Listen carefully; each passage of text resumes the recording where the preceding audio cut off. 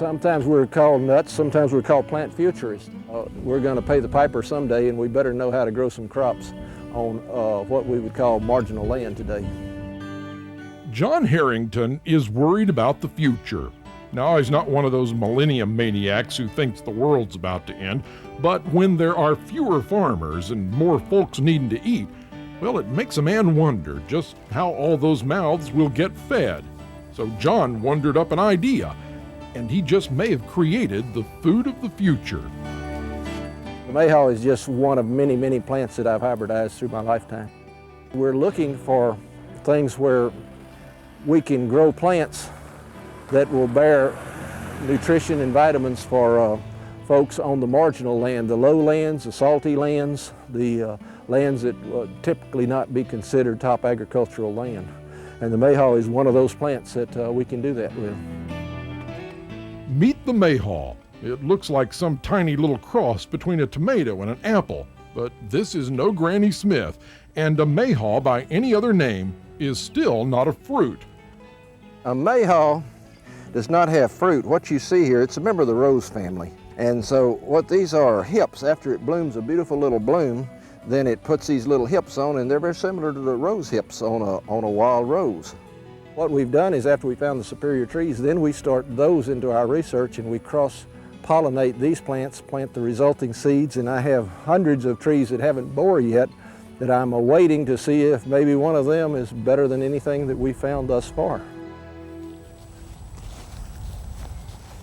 He's called the Mayhaw Man, and he may get credit for the creation of this crop, but the mayhaw is nothing new. In fact, the mayhaw might have been a snack for the Southeast Texas dinosaurs.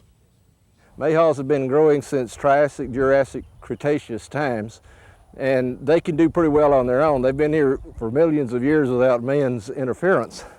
But to maximize or optimize, if you want to get to that side of it, production takes a few other skills, and we're just now developing new ways to get these trees to produce in large quantities.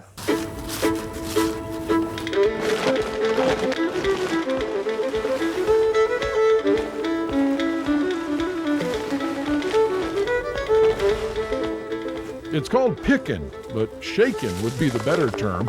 In the spring, when the mayhaw is ripe, brute strength and gravity help harvest the crop.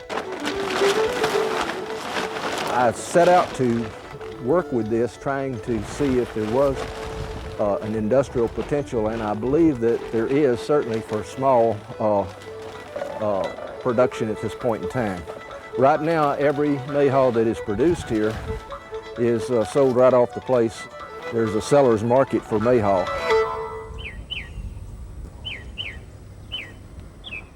Now, there's no roadside stand or even a little sign. Folks around here just know when it's mayhaw time, and they know where to go to get them.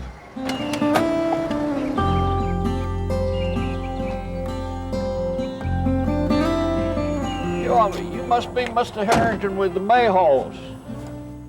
We're selling the berries to those that want to make their own jelly at home.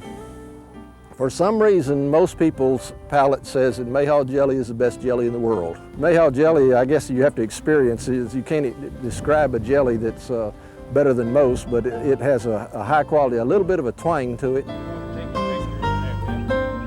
Harvesting the mayhaw's more than one man's job, but there's never a lack of volunteers, especially when you split the bounty 50-50. Some of my friends have come over that are retired like I am, and so they're picking them up on halves. We get out and we pick them all up, and they take half of them home and make their own jelly for free. There's a lot of older people that have a lot of good memories of going and picking their own mayhaws that no longer can, but still want to make jelly. When we were growing up, mayhaws grew down in kind of in swamps, and in the summertime, the whole family would go down there, and we would pick enough mayhaws for our own usage for jelly. And that's about my experience with mayhaws. Mayhaw picking time. It's a tradition in Southeast Texas, but no trespassing signs are getting more common down here, and fences are cutting off access to the bogs. making the wild growing Mayhaw only an old-timer's distant memory. But those memories are alive and growing in John Harrington's orchard, and folks around here can still pick and pluck to their heart's content, all in a place where the Mayhaw is homegrown. I think they all have a lot of nostalgia about what they did when they were kids, but I find that we've made some very good friends. People come by and pick up a gallon of berries from us here at our little farm and go home and they tell us how good their jelly turned out and everything. We've made a lot of friends, so it's a hobby thing that I enjoy.